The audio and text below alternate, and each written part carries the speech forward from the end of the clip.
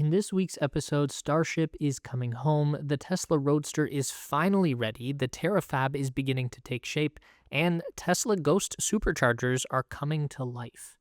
We are starting off with a story that for a couple of weeks there looked like it might not have a happy ending. SpaceX just pulled off its first ever ocean recovery of an intact Starship rocket, and the way it got there is genuinely a little dramatic. So the typical flight plan that we've been watching for years now involves the ship launching from Texas, going up to space, coming back down on the other side of the world where it hovers down to the surface of the Indian Ocean, before dramatically tipping over for an explosive conclusion. But then, on Flight 13, Starship did something it had never done before. It tipped over into the water, and it floated.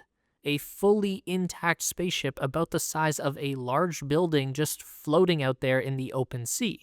Now, that's a great sign for the ship's durability, but it's an even better opportunity for SpaceX engineers to get their first close-up look at the effects of a suborbital flight on their design. But floating in the ocean and actually getting home are two very different things. We know that Starship lands right around the tip of this point off the northwest coast of Australia, which is about 1,000 miles away from the mainland. That is very far to travel for a vehicle designed for outer space, not the open ocean. The SpaceX recovery team had to reach the ship, secure it, keep it afloat, and then tow a 170-foot-long spacecraft all the way back to port. But the ocean was not ready to cooperate. For days, the SpaceX crew fought increasingly rough seas trying to keep the vehicle under control in one of the most remote stretches of water on the planet. Then came the low point. Elon Musk himself, usually the most optimistic person in any room, posted that ship recovery was not looking good. At that point, it seemed like Ship 40 would be gone, lost somewhere in the Indian Ocean, and that the whole recovery attempt was about to become an expensive lesson. Except, that didn't happen, and it's because the ship didn't go to Australia, it went in the opposite direction. After roughly 24 days at sea, the recovery team guided Starship all the way to a spot just off the coast of Christmas Island, which is also part of Australia, where a team of SpaceX engineers is heading out now to study it in calmer water before bringing it the rest of the way home to Starbase Texas. Photos from Christmas Island show that Ship 40 is almost there, ready to be retrieved. So the Starship that looked like it might be lost is coming home after all, and this time Musk's update was a whole lot simpler and a whole lot happier. Starship is being recovered from the sea. Now let's talk about a car that we've been waiting on so long it's almost become a myth, the next generation Tesla Roadster. Tesla first revealed the car back in 2017, nearly 9 years ago, and promised to be the most insane production car in automotive history. Deliveries were supposed to start in 2020, but obviously that did not happen. And since then, several cars, including the Model S Plaid, have already matched or beaten the original acceleration target of 1.99 seconds, while the Roadster itself has remained stuck in the any day now category. But now there is a good reason to keep hope alive. According to a report from The Information, Tesla could finally unveil the redesigned Roadster as early as this month. That's August 2026, which at this time of writing is half over, so that's pretty soon. Now, if the report is accurate, the unveiling event won't exactly be a normal Tesla product event either. Here is where it gets wild. That demo is expected to happen at SpaceX's rocket engine test site in McGregor, Texas, and the car is reportedly going to lift off the ground remotely using cold gas thrusters developed with SpaceX. Not a marketing trick, actual thrusters, the same thing SpaceX uses to steer rockets, bolted onto a car. The noise and force of the Roadster's thrusters is reportedly so intense that the demo has to be done at the SpaceX site. And there is an important detail that seems to be getting lost in a lot of the discussion. There are two different Roadsters here, and they are not the same car. The first one is the Extreme version. It is a limited SpaceX branded edition, and it is the one with the thruster package. This is the car that lifts off in Texas, but it's reportedly not street legal, and it could cost hundreds of thousands of dollars, if not millions. Think of it as the ultimate demonstration of what Tesla can build when there are almost no practical limits. The other is the Roadster regular customers would actually be able to buy. Tesla is reportedly developing that version alongside the more extreme model with a similar design, but without the full thruster system. Underneath both of them is a genuinely different car than the one from 2017. The program got torn up and rebuilt along the way.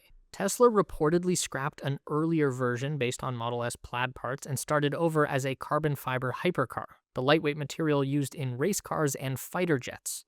Elon Musk has said with the SpaceX thruster package that 0 to 60 time could drop below 1 second, which is an incredible claim, but there is one very important caveat. This is still a report, not a confirmed Tesla event, and Roadster has had more delayed launch dates than almost any other Tesla product, so the timing should still be treated as reportedly this month. But if it does happen, and if that car really does lift off the ground in Texas after 9 years, that would be quite a way to finally show up. Now, for anyone who wants to go deeper than what we can fit into one video, if you have not signed up for the Tesla Space newsletter yet, this is a really good week to do it because for a limited time, there's also a special surprise waiting in your welcome email when you do. It's our way of saying thanks for being here. The link is down in the description. Go grab it before this runs out, and then let's get back to the video. Now, let's check back in on TeraFab, the enormous Tesla and SpaceX collaboration chip factory we've been closely tracking. This week, there's a genuinely strange twist to the scale of this thing, because it turns out Elon might be trying to build it before he even owns all the land it will sit on. Here's what's happening on the ground. Out in Grimes County, Texas, about 100 miles from Giga, Texas, crews have started clearing part of the TeraFab site. Drone footage from Tesla watcher Joe Tetmeyer shows machines already at work, knocking down trees and grinding them into mulch piles. But the size of the project becomes much easier to understand when you look at the land itself. According to Tetmeyer's tracking, Tesla and SpaceX currently own around 6,640 acres for the site, with another 2,300 acres in the final stages of being recorded. Even after that, he estimates they will need another 2,000 to 3,000 acres before the full facility can be completed. Think about what that means. Construction has already started, but the companies are still buying thousands of more acres simply to finish assembling the site. The reason is the sheer length of this thing. The main building is planned to run more than 4 miles from end to end, so the land underneath it is being bought in stages, plot by plot, as the design pushes outward. And the terrain isn't making the job any easier. This is not the flat, easy ground that Giga Texas was built on. The TeraFab site is heavily forested and includes ponds, streams, cattle ranches, hills, and valleys that all have to be transformed into the level ground required for a semiconductor facility. There is even a large man-made lake sitting directly in the footprint of the core building, which means the water has to be drained and the area filled before construction can continue there. On top of that, there are power lines, gas pipelines, and buried utilities running straight through the footprint, all of which have to be relocated first. That is a big reason the project is broken into 10 separate phases, with the first phase alone costing about $17 billion. When it is all finished across every phase, the estimates run as high as $120 billion. So the takeaway is almost unreal. TeraFab is a building so massive that Tesla and SpaceX are clearing forests, draining a lake, and shopping for thousands of more acres all at the same time just to make room for it. Tesla's long fight with Sweden's unions is finally over, and Tesla won. It started back in October 2023 when the Swedish union IF Metall demanded that Tesla sign what is known as a collective agreement, essentially a union-wide labor contract.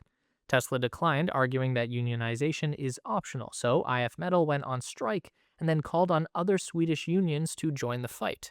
Dock workers stopped unloading Tesla vehicles at ports, postal workers stopped delivering license plates, making it impossible to register new cars, cleaners, painters, and electricians also joined the action.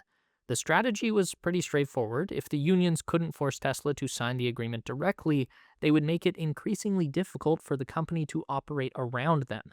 And here is where Tesla superchargers come in, because this is the part that is genuinely insane.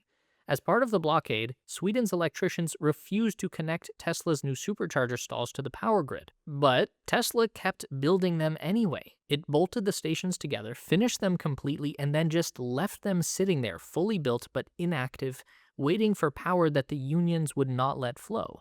Some eventually went online using Megapack batteries, but many remained completely dark.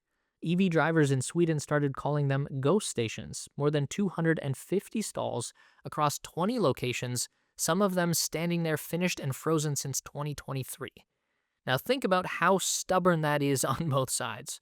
For nearly 3 years, Tesla refused to sign and the unions refused to plug in the chargers.